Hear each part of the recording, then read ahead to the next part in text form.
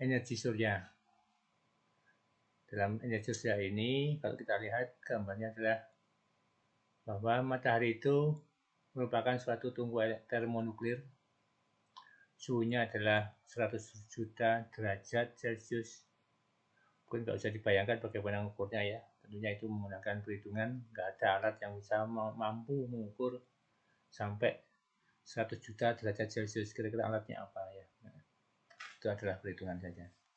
Di mana tiap detik bisa mengkonversi atau merubah 5 ton materi menjadi energi. Besarnya berapa? Yaitu 6,41 kali 10⁻⁷ watt per meter persegi. Jadi alangkah nggak terhitung lagi banyaknya gitu ya. Jadi itu adalah energi yang dihasilkan oleh energi surya. Jadi di sana itu terjadi reaksi nuklir sebenarnya.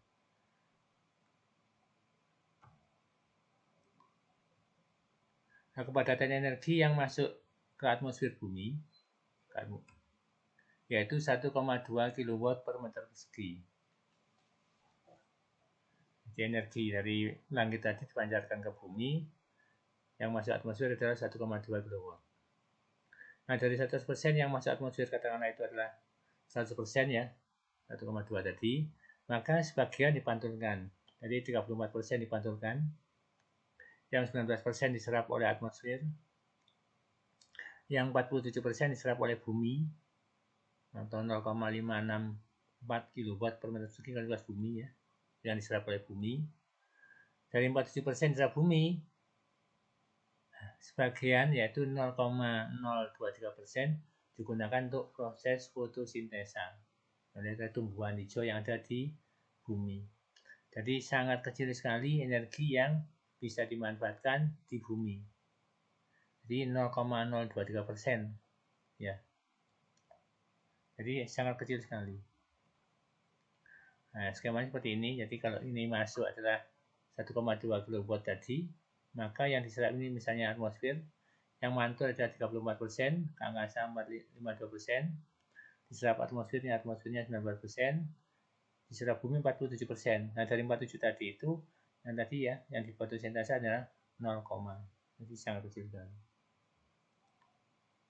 Nah, fotosintesa itu adalah kalau ini adalah perubahan energi ini ya, dari karbohidrat ditambahkan, bukan karbohidrat maksudnya, CO2 ditambah oksigen ditambah energi, maka akan menghasilkan 2CH2O tambah O2. Artinya apa? Di sini ada perubahan, yaitu dari bahan oksigen tambah ini, tambah energi matahari menjadi 2CH2O tambah oksigen. Ini adalah bentuk energi yang ada disimpan di dalam daun. Ini bantuannya adalah klorofil. Atau pemanasan dari energi matahari ini bisa berupa pemanasan langsung. Contohnya adalah pengeringan, ya, pemanasan air, terus pendinginan, pembekuan juga bisa ya. Nah, itu adalah yang digunakan secara langsung. Katakanlah kita misalnya mengeringkan baju, nah itu adalah pemanfaatan energi secara langsung. Saya memanaskan air, saya mau mandi, airnya dingin, jemur, jadi hangat, ya panas ya. Sedangkan yang tidak langsung adalah melalui tambahan jalur sistem teknologi konservasi pada tiap sumber energi alternatif yang terbarukan.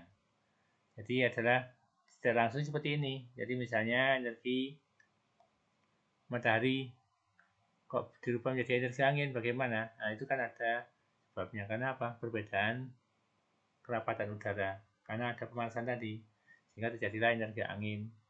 Kenapa energi air terjadi? Nah mungkin Anda ingat terjadinya hujan. Salah satunya karena adanya pengaruh matahari.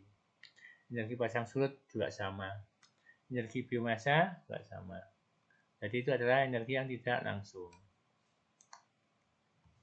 Nah, kalau kita lihat skemanya seperti ini ya. Jadi ini radiasi dari matahari tadi. Ini adalah massa bio atau biomasa.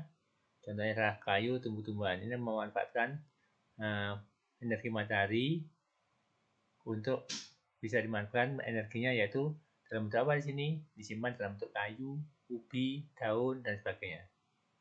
Terus yang kedua adalah energi yang ada dimanfaatkan oleh atmosfer ya. Jadi energi apa?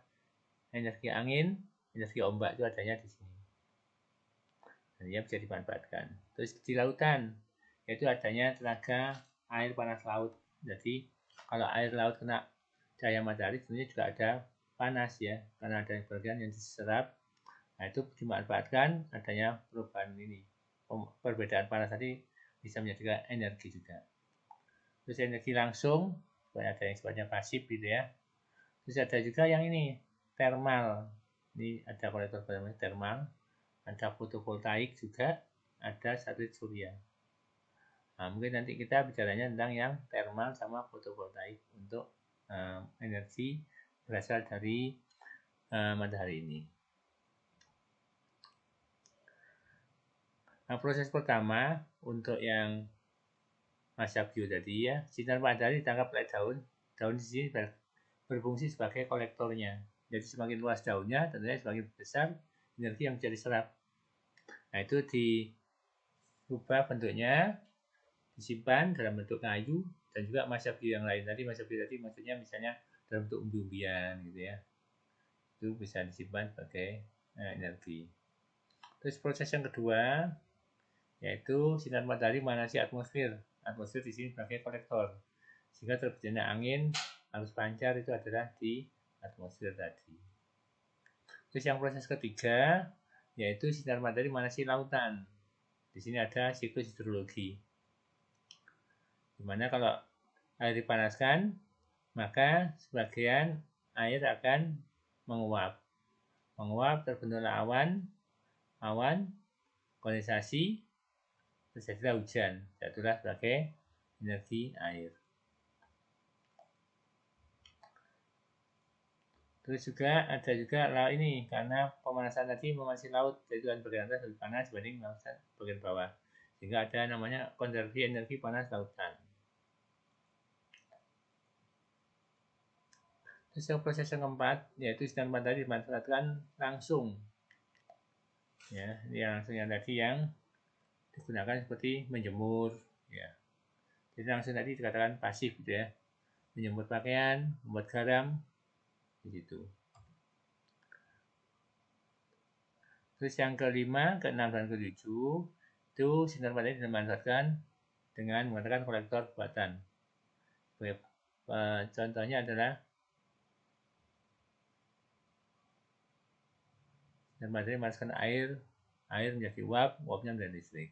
Nah, begitu. Terus ada juga yang ini, sinar matahari dimanfaatkan menggunakan prinsip fotovoltaik, sehingga muncullah listrik. Proses ketujuh, yaitu sinar matahari, ada satelit surya, gelombang mikro, dipancarkan ke bumi menjadi listrik. Itu kan masih ini ya, mimpi gitu ya. Suatu saat bisa juga ke sana. Nah, ini adalah contoh apa ini? Contoh pemanfaatan energi matahari untuk pemanasan dalam bentuk panas kompor listrik. Jadi kalau Anda perhatikan di sini ini adalah semacam parabola untuk memfokuskan panas sehingga dia menuju ke titik yang di sini yaitu tempat panci untuk masak tadi. Jadi seperti itu. Ini juga sama, ini menggunakan payung ya kalau kita lihat. Ini kan payung, tapi dia berikan bahan pemantul yang bisa memantulkan cahaya pada satu titik sehingga titik ini menjadi panas. Terus ini adalah contoh juga sama. Ini adalah kompor juga bentuknya. Juga bentuk kompor juga. Jadi dia memanaskan seperti itu. Nah, ini untuk oven ini contohnya. Oven ini juga sama, oven tenaga matahari. Kalau ini adalah pemanas air ya.